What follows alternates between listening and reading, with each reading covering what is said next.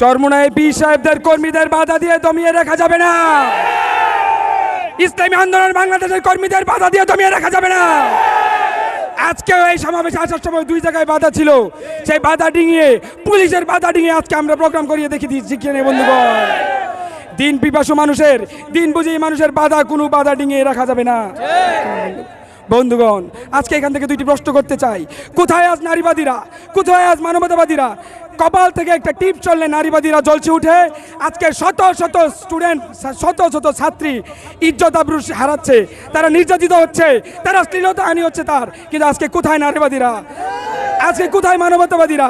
শত শত ছাত্র রক্ত ঝরছে, অনেক মানুষ নিহত হয়েছে। আজকে কোথায় তারা মানবতাবাদীরা? কোথায় আজকে সুশীল সমাজরা? এই মুহূর্তে চরমোনাই পীর সাহেব ডাক দিয়েছে, দল মত ধর্ম বর্ণ জাতি গরিব দুঃখী নির্বিশেষে সবাই এখন এই আন্দোলনে শরিক হওয়ার আহ্বান